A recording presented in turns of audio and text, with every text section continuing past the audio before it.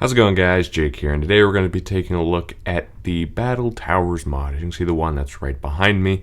And now these are slightly different from the previous mod of the roguelike dungeons because one, well, obviously you're going up instead of down. Second, they spawn much more frequently than the dungeons. And third, there is a massive boss on top, which is extremely difficult to beat, but the rewards are pretty nice. So let's get into it. So although I have this one behind me, if I go ahead and turn around, you can see that there are 4 more in front of me and that they spawn with great frequency. So these things are basically just going to invade your world. And so I might as well just go to the one that is closest to me. And so as you can see, it is just a tall tower with a bunch of different levels on it. And now at every single level, there is going to be 2 spawners. So this one has spiders and it has a skeleton. Don't know how zombie got in here, probably because it's a little dark. And on every single level there's also a chest, and now the higher up you go, the greater the rewards will be. So on this you can see we just have 5 torches. And then also on the higher up you go, the more holes there will be in the ground, so the better chance for minions or whatever to knock you down, and you can take a bunch of fall damage and die. So in this chest here, you can see we got a little bit more stuff compared to just 5 torches. So you can see we have 2 more spawners. Looks like we have some cave spiders and zombies. So just a little bit of food in this chest. And now all these towers kind of unfortunately will follow this same pattern of having these individual things like you'll usually find in the second chest, coal and string. So on each level it'll be very similar. Like on other towers at this level you'll probably find very similar stuff. Maybe 1 or 2 items will be replaced. Oh, a lot of skeletons. So as you can see, we've got some seeds and a fishing rod. As we keep going up, here we get a little bit better rewards. We got some leather, gunpowder, and iron sword. And now at this level, if this is the second to last level, which it is, you do not want to open this chest until you're ready, because both this chest and the chest that is on top will booby trap or activate the golem boss that is on top, as I'm going to show to you right now. And now, as you've seen before, I have the damage indicators mod, so you can see the insane amount of health that this guy has right here. And now he is not active right now until you either get close, as you can see his eye woke up right there, or if you open this chest or the chest that is beneath it. And if you open the chest that is beneath it, he will shoot a fireball from his eye and explode the top and fall down right on top of you.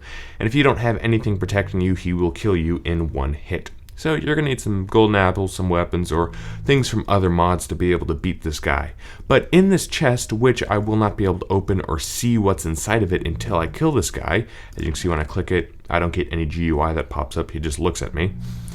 But once I kill this guy, I'll be able to open this chest. In this chest, there's usually a bunch of redstone, gold, iron, ender pearls, and diamonds as well. So it is definitely worth it to kill this guy. And now besides for when you first open the second to last chest there, he'll not only activate and shoot that fireball, but when you're fighting him, he'll shoot those fireballs as well. And they will explode places around you and set fire to the area that it is around you. And as I said before, you will have these holes that will be more frequent the higher you go up. So you'll have a pretty good chance of falling, so you want to make sure that, you're not just going to die immediately when he places a hole right under your feet. Maybe get some feather falling or whatever. And then also, as you can see on the side, instead of flying up through the holes like I did, you have these staircases that go up starting from the bottom. So you can walk them down, you got all this, and then the next doorway to go to the next staircase will be here. Hello, zombie. So that's the way you get up instead of just flying up top like I was before. And that's pretty much it for the towers. As I said before, each level kind of unfortunately will have very similar rewards. But that also means that if you kill a bunch of these guys, you'll get a bunch of good diamonds and ingots and all that stuff. So as I said right when I spawned right over there, that you can see all the different types of towers. There's another one over there, and there's another one that's just coming into frame right there. But you can see that there are a multitude of towers, and then depending on where they are, they might have different textures. So you can see that is a sandstone tower over there. And then also depending on the land, there might be certain levels that may be cut off, or there could be a few more added on. So each tower varies a little bit differently from texture and stuff inside.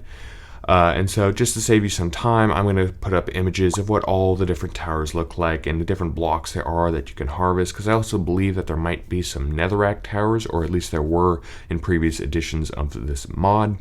But yeah, that should save some time to show you that, hey, these are all different towers that are out there. There is a hidden passage on the bottom floor. If you go ahead and break these blocks, you'll come and see that there is this small staircase as if it was to go down to another level. So you can use this to hide from the mobs, or if on a certain tower the land cuts the bottom level off, there might be more levels underneath that you just can't see because those walls are there blocking it.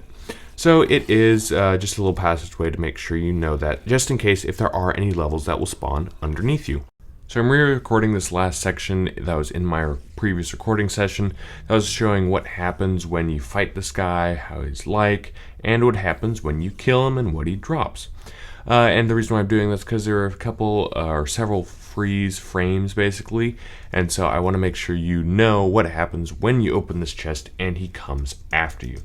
So I'm first going to put this in my save thing, then I'm going to go into game mode 0, and I'm going to drink these potions to make sure that I don't die immediately. And then I'm also going to eat this golden apple over here. And now when I open this, he'll get mad, you can hear him, and he'll already start shooting fireballs. And then eventually there will be a hole that opens up as such, and he's going to drop down. That's why I'm going up right here. And now in the chest that he destroyed by accident, you can see that there are diamonds, ender pearls, and a bunch of valuable things in there.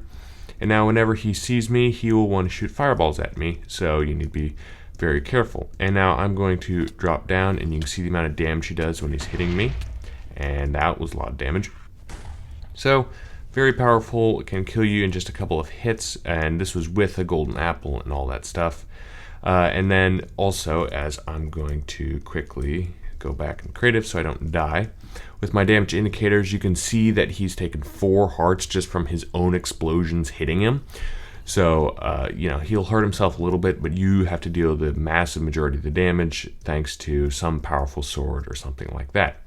But now I'm going to go ahead and spend a little bit of time attacking this guy, because when he dies a very kind of powerful event happens. So I'll see you in just a second. So as he's getting close to dying here, as you already saw, it was dropped in the upper chest, and as I talked about before, you can't see what's in this lower chest as well until you kill this guy, and then he will also usually drop some diamonds and some other stuff. But when you kill him, you'll get a little message to see the Power Guardian's fallen. Without his power, the tower will collapse. You can hear the noise going on, so he drops some diamonds and stuff. You can see what's in this chest, but if you're not around water, something to get out of this tower quickly, it's going to be very bad for you, as TNT or just whatever will start exploding, and the layers of the tower will go away one by one. As you can see what's happening, all the mobs will die. And now all the blocks that are destroyed will fall down, so it's very useful if you want to harvest these things. And it will just slowly over time go all the way down until there's probably about 1 or 2 levels left, and then it's just, well, the slight remainder of the tower that was once there. So you need to get out of these things very quickly before the explosions either catch up with you, or you need to have enough health so you can fall down, or it's surrounded by water, as this one is, so you can just jump off the edge and then pick up all the items once it's done exploding, which it looks like it is right here. Well, that's pretty much it for the Battle Towers mod. As you can see, it just adds many new towers into your world to be able to loot and have a nice boss fight that happens up at the top of it. So, thank you guys for watching. If you liked it, leave a like and comment down below any other types of mods you'd like me to review, and I will see you all in the next video. High five.